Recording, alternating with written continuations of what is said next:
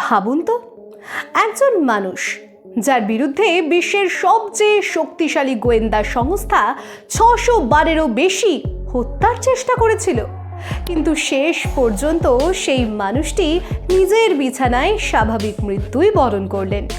এই মানুষটি আর কেউ নন, ফিদেল কাস্ট্রো, কিউবার এক অমর কমিউনিস্ট বিপ্লবী নেতা, যার একটা ফটোই কত মানুষের অনুপ্রেরণা যোগায়।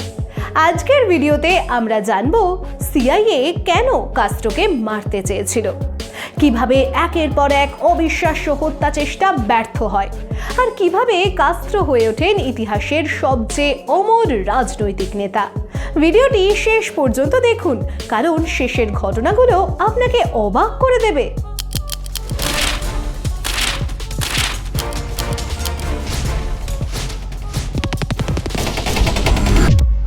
ফিদেল কাস্ট্রো জন্মগ্রহণ করেন 1926 সালে কিউবায়। তিনি ছিলেন একজন লয়ার, কিন্তু ভাগ্য তাকে বানায় একজন বিপ্লবী।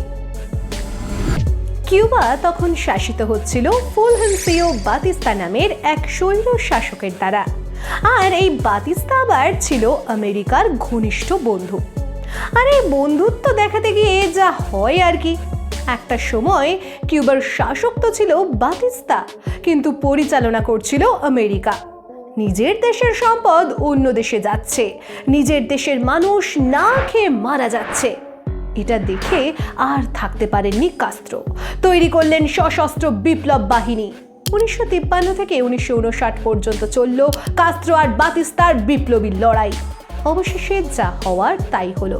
1959 সালে কাস্ট্রো ক্ষমতা দখল করেন। কিউবা হয়ে ওঠে সমাজতান্ত্রিক রাষ্ট্র, আর শুরু হয় বিপ্লবী আগুন, তৈরি হয় নতুন নতুন আইডিয়া। কাস্ট্রো ক্ষমতায় এসে প্রথমেই করলেন কিউবায় থাকা যে জমি এবং সম্পদগুলো মার্কিনরা ব্যবহার করছিল, সেই সমস্ত নিজের সরকারের অধীনে করলেন আর সর্বসাধারণের জন্য করে দিলেন। এরপর কিউবায় আমেরিকান প্রভাব পুরোপুরি বন্ধ করে দিলেন আর সোভিয়েত ইউনিয়নের সঙ্গে হাত বাড়িয়ে দিলেন। আর এখান থেকেই শুরু হয় সমস্যা।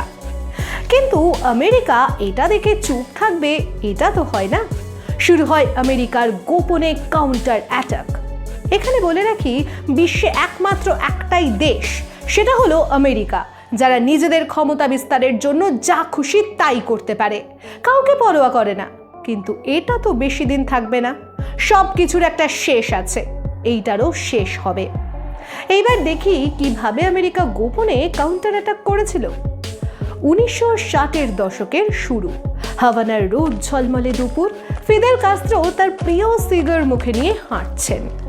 দাঁড়িয়ে উঠছে বাতাসে, চোখে সেই অটুট বিপ্লবী দৃষ্টি। কিন্তু দূরে ওয়াশিংটনের গোপন কক্ষে সিআইএ টেবিলে একটা ছোট্ট বাক্স পড়ে আছে, ভিতরে কয়েকটা বিস্ফোরক সিগার। হ্যাঁ, ঠিক শুনেছেন, সিগার, যা জ্বালালেই বুম, মাথা উড়ে যাবে। প্ল্যান ছিল অত্যন্ত সূক্ষ্ম। কাস্ট্রোর প্রিয় কিউবান সিগারের একটা বাক্সে লুকিয়ে দেওয়া হবে এই মারাত্মক উপহার। সিআইএর একজন এজেন্ট ভাবছিলেন একবার ফিদেল মুখে দিয়ে লাইটার জ্বালাবেন আর তখনই সব শেষ। কিন্তু কি হলো জানেন? বাক্সটা কোনো এক অজ্ঞাত পরিচয় লোকের হাতে পৌঁছলো ঠিকই, কিন্তু ফিদেলের কাছে কখনো পৌঁছলো না। কেউ বলে সিগারগুলো শুকিয়ে গিয়েছিল তাই কাস্ট্রো নেননি, আবার কেউ বলে কিউবান গোয়েন্দারা আগেই ঘটনার আঁচ পেয়ে গিয়েছিল।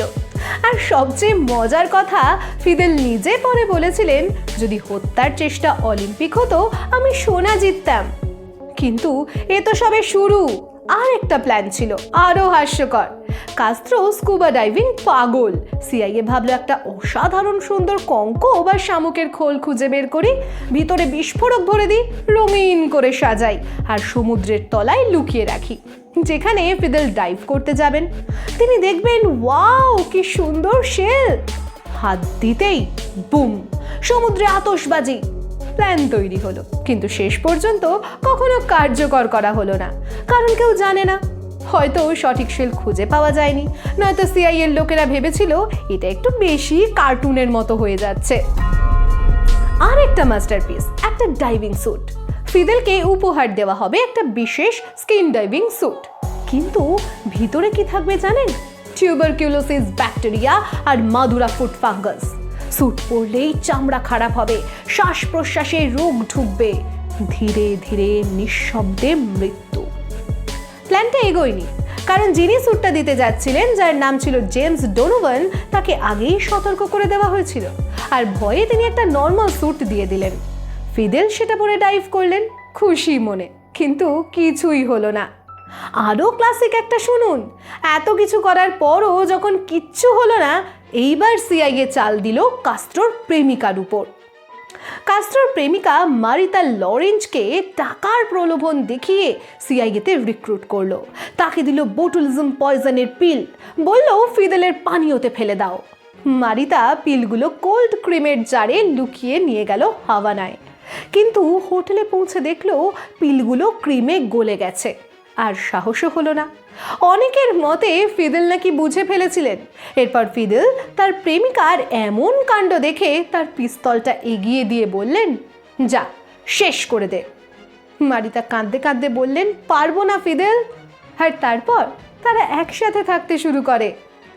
এভাবেই একের পর এক প্ল্যান, বিষাক্ত আইসক্রিম, এলএসডি মিশ্রিত সিগার, বিষাক্ত কলম, সব ব্যর্থ।